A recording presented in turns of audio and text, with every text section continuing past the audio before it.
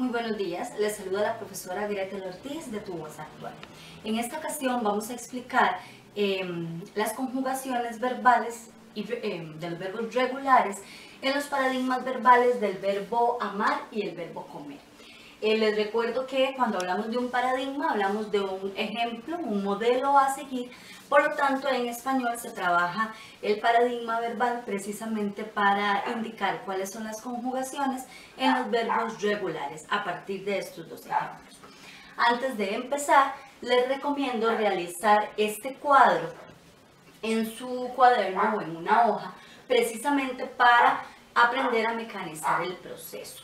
Yo recomiendo trabajar el paradigma verbal en primera persona singular, o sea, usando el sujeto yo, porque si yo logro como hablante concienciar con respecto a la característica desinencial, o sea, las terminaciones verbales de cada tiempo, en cada modo del castellano, en la primera persona, como hablantes nativos se nos van a facilitar las otras conjugaciones. Si usted es un estudiante extranjero, pues también se le facilita aprenderse primero la primera persona para reconocer y luego ir agregando las terminaciones correspondientes a cada una de las personas gramaticales, pero ya no a cada tiempo verbal.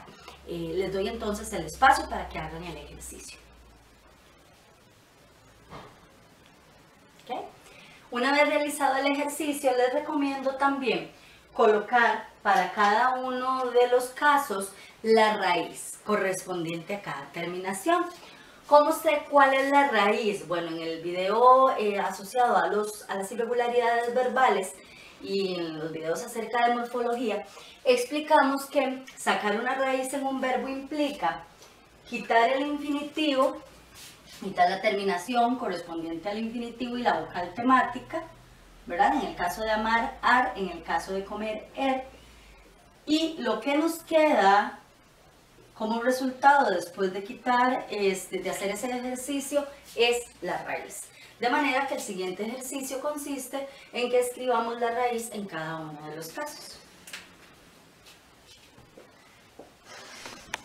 Muy bien, una vez hecho el ejercicio de escribir las raíces, vale la pena tomar en cuenta que en castellano existen 5 tiempos simples y 5 tiempos compuestos, ¿verdad? Entonces, para lo cual tenemos 1, 2, 3, 4, 5, 1, 2, 3, 4, 5. Es muy importante a la hora de estructurar el cuadro mantener este orden, porque luego vamos a ver una clave mnemotécnica que nos puede permitir comprender mejor este tema. Recordamos también que los tiempos simples están compuestos por una sola palabra, una sola raíz, mientras que en el caso de los tiempos compuestos son 2 palabras completas y la segunda palabra es el participio del significado verbal. Este participio nunca va a cambiar. Noten que en todos los casos, sea modo indicativo o sea modo subjuntivo, siempre va a ser exactamente la misma palabra, lo cual les puede facilitar un poco las cosas. Y también hay que tomar en cuenta que en el modo subjuntivo son solamente 6 tiempos y no 10 como en el modo indicativo. En el modo subjuntivo no existe pretérito perfecto simple, no existe condicional simple, no existe pretérito anterior, ni existe condicional compuesto. Entonces, a la hora de armar el cuadro, es muy importante que usted revise precisamente que estos espacios estén en blanco, ¿verdad? Y además que las raíces estén completas. ¿Ok? Muy bien. Una vez hecho este ejercicio, también debemos considerar que ya hemos explicado que en español existen 3 conjugaciones verbales. La primera conjugación son los verbos cuyo infinitivo termina en ar, la segunda conjugación son los verbos cuyo infinitivo termina en er, y la tercera conjugación son los verbos cuyo infinitivo termina en ir. Típicamente la vocal temática de estos verbos es una A para el primer caso, una E para el segundo y una I para el tercero. Pero a la hora de conjugar, en muchas ocasiones estos dos comportan una misma vocal temática que tiende a ser la letra E. No en todos los casos, pero eso es muy común, entonces para que lo tomemos en cuenta. Bien, empecemos entonces con la construcción. Cuando explicamos el modo indicativo hay que entender que el modo indicativo expresa acciones reales. De manera que cuando cuando vamos a identificar el modo subjuntivo, es importante entender que el modo subjuntivo tiene que expresar una acción real, algo que en efecto está sucediendo en un momento dado. A la hora de indicar los tiempos del modo indicativo, entonces esa es como la consigna clara que debemos tomar en cuenta. En el primer caso, recordemos que estamos hablando de la primera persona, o sea, el sujeto yo, ¿verdad? Entonces, en el presente es el momento de la enunciación, el momento en el que se habla. Entonces, en este momento, hoy, ya, ahora, yo amo es la expresión correspondiente. Y en el caso de comer es en este momento, yo como. De manera que entendemos que la letra O es la marca para la primera persona singular del verbo amar y del verbo comer. El pretérito imperfecto expresa una acción en pasado que en el pasado tuvo continuidad. O sea, es una acción anterior al momento de la enunciación, pero en el momento en el que se realizó la acción tuvo una repetición. Por eso es un tiempo imperfecto, porque en el pasado cuando se realizó no terminó, sino que tuvo una sucesión de eventos. ¿Ok? En el caso de los verbos terminados en la primera conjugación, en el presente entonces dijimos que es una O la marca. En el pretérito imperfecto entonces la terminación en la primera conjugación es aba. ¿Ok?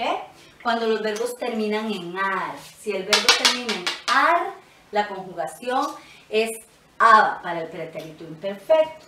Y si los verbos corresponden a la segunda y a la tercera conjugación, terminan en ia. Solo ia, sin ninguna otra letra. Ia. Entonces, a la hora de conjugar, en el caso de amar, sería yo en el pasado lo amaba. Amaba eso, amaba hacer tal cosa. Mientras que en el caso de comer, es en el pasado yo comía. Notemos entonces esta relación de anterioridad imperfecta. Por ejemplo, en el caso de comer queda muy claro, no es lo mismo que yo diga yo comí sushi una vez y no me gustó, a que yo diga yo antes comía sushi, pero pasó algo y ya no como. ¿Ok? Entonces, comí significa que lo hice y nunca más. Comía significa que en el pasado esa acción tuvo una continuidad. Y por eso entonces es un tipo de pretérito diferente. ¿Ok? Notemos entonces que esa terminación aba y la terminación ia corresponde a características del pretérito imperfecto.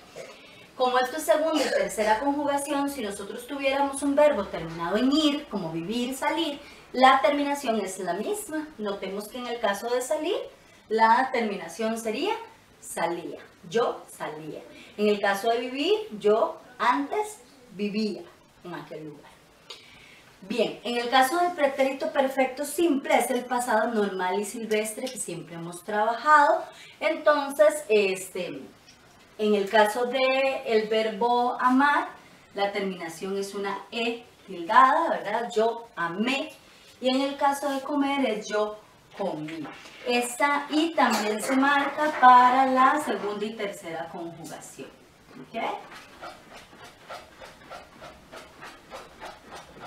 ¿Verdad? Entonces notemos que si fuera comer es comí, termina en er, pero si fuera vivir es viví y termina en ir. ¿Ok? En el caso del futuro simple también es el futuro al que estamos acostumbrados desde niños, es el futuro normal y corriente, indica una acción posterior al momento de la enunciación, ¿verdad? Puede ser segundos inmediatos después, pero ya se trata del futuro.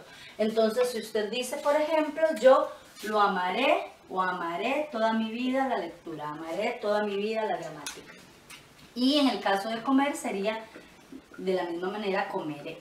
Notemos que en este caso hay una marca correspondiente al futuro que es solamente la terminación re. ¿Por qué solamente la terminación re? porque en este caso lo que tenemos antes de la terminación -re es la vocal temática, que como les dije al inicio del video, si es de la terminación -ar, puede mantenerse, mientras que cuando es de la tercera o segunda conjugación suele conformar una letra E, ¿verdad? Suele modificarse en ese sentido. Entonces esta E en realidad es la vocal temática correspondiente a la segunda y tercera conjugación. El condicional simple indica una acción que es futura, en realidad, ¿verdad? Es un tiempo futuro, pero es un tiempo futuro que depende de una segunda acción, ¿ok? Entonces yo amaría la lectura si me gustara sentarme más de una hora quieta, ¿verdad? Ese amaría indica que yo dependo de una segunda acción que es probablemente un deseo, una posibilidad para poder ejecutar esta primera, ¿verdad? Entonces la terminación sería en este caso amaría y comería. Note también que en este caso de igual manera tengo la vocal temática A y la vocal temática E, de modo que la terminación correspondiente es solamente la terminación ría. Esto vale la pena recalcar que en el caso del condicional la terminación es ría con una R, mientras que en el pretérito imperfecto de la segunda y tercera conjugación es ia con una I y una A, ¿ok? De manera que en este caso es muy importante evitar la confusión, ¿verdad?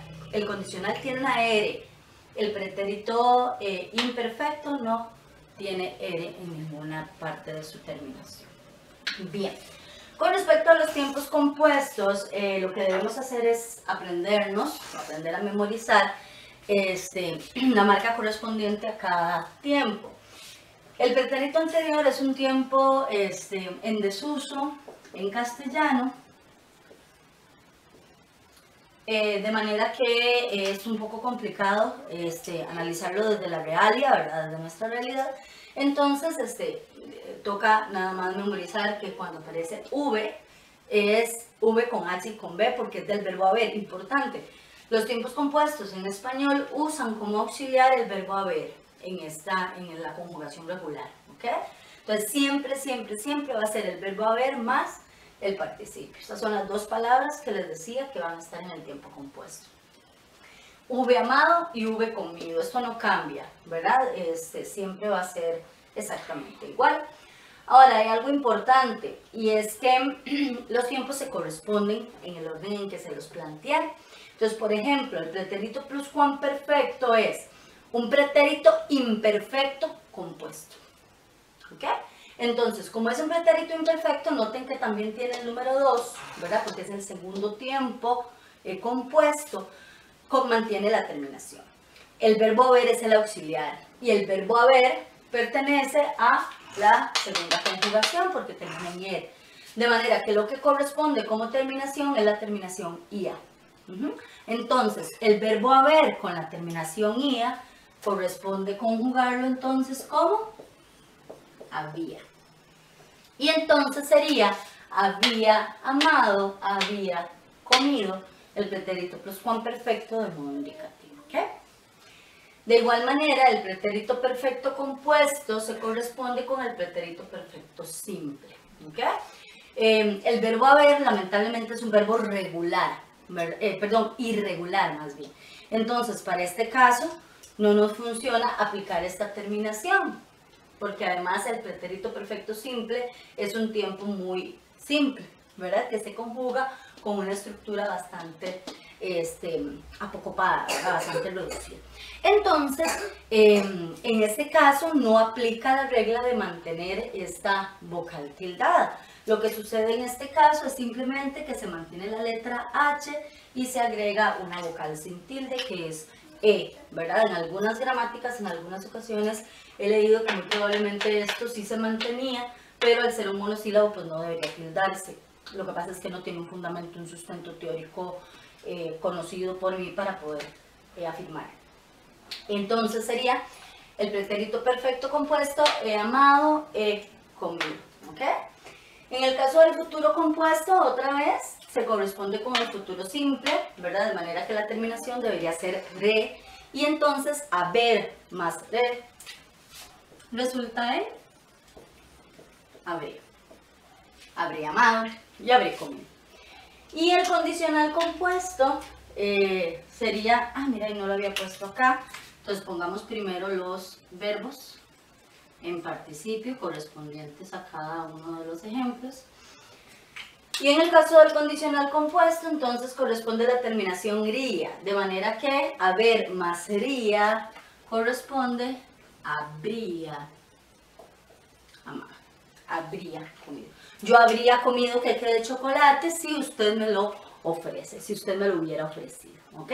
Vean que es un verbo que igualmente depende de otra acción. Notemos entonces que todos estos tiempos son versiones compuestas de la parte simple.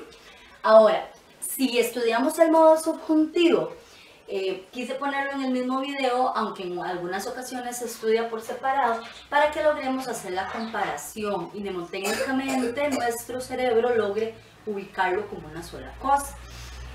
Es importante entender que el modo subjuntivo acepta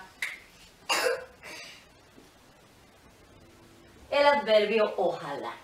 De manera que, ¿por qué acepta el adverbio ojalá? Porque el modo subjuntivo indica un deseo, indica una acción que es una posibilidad de que ocurra, no es una acción real, ¿ok? Si ustedes notan todas estas conjugaciones, yo lo amo en este momento, yo como en este momento, yo viví, yo había amado tantas veces, pero me cansé, yo he amado tanto, habré comido para cuando tú llegues en la noche, ¿verdad? Habría vivido para cuando vos me busques, ¿verdad? Habría vivido suficiente. Entonces, esas construcciones son realidades, son un hecho, ¿verdad? El hablante las toma como una realidad en el pasado, en el presente, en el futuro, pero una realidad al fin y al cabo. Mientras que en el modo subjuntivo no, en el modo subjuntivo son solo posibilidades.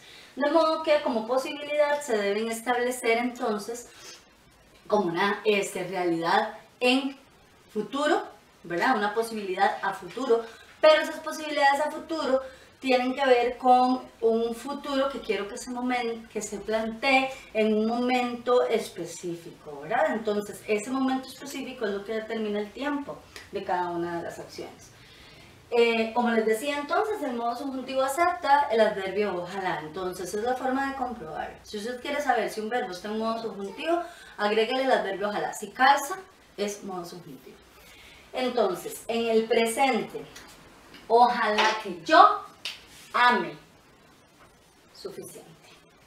En el caso de comer, ojalá que yo coma.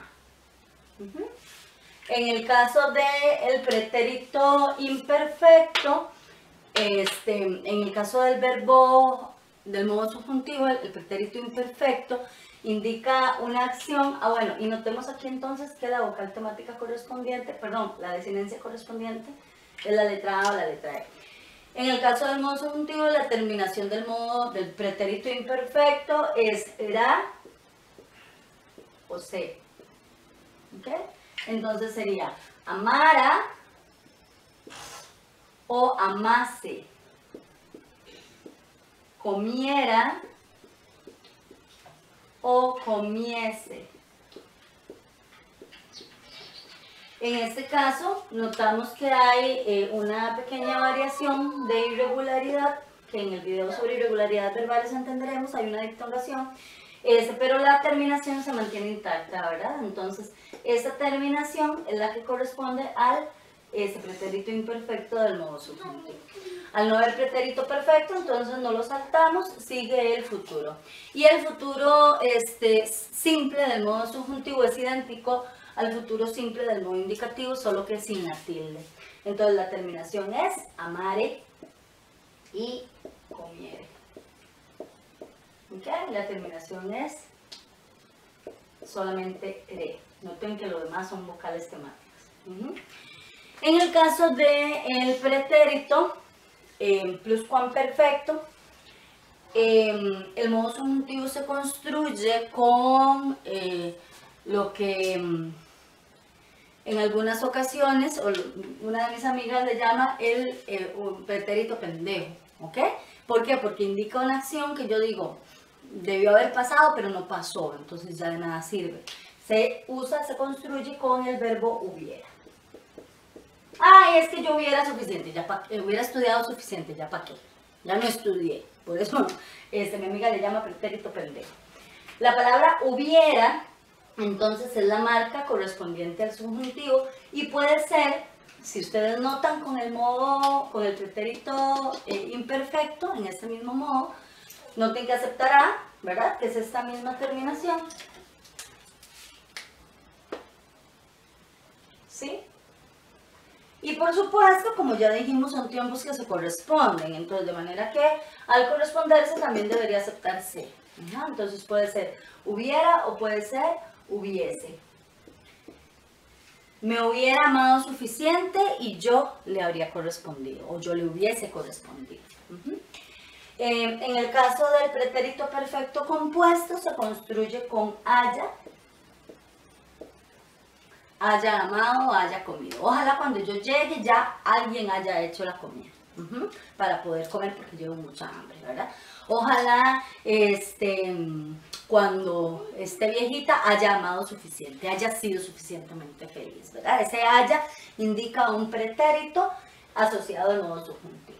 Y por último, el futuro compuesto también se corresponde con el futuro simple, de manera que se mantiene la desinencia de haber, hubiere amado. Hubiere amado, hubiere comido. Les recomiendo también tener algún cuidado con respecto a la diferencia entre el hubiere, por supuesto, del futuro y el hubiera del pretérito pluscuamperfecto, porque en algunas ocasiones hay gente que lo confunde, ¿verdad? Entonces debemos tener clara esa diferencia. Si nosotros estudiamos claramente este primer cuadro y usted lo construye en el cuadro inicial que usted entender este tema y aprenderse. El siguiente ejercicio que recomiendo sería tratar de completar este cuadro con todos los tiempos verbales, ¿ok? Que vamos a encontrarlo al final de este video completo, ¿ok? Todo el paradigma. Entonces, trate usted de conjugar el cuadro completo, poner primera persona, segunda persona, tercera persona en singular y primera, segunda y tercera persona en plural con esta conjugación completa, y al final del video encontrará el cuadro perfecto conjugado para que pueda comprobar que lo haya hecho correctamente. Le deseo mucho éxito en el ejercicio, que pase muy buen día.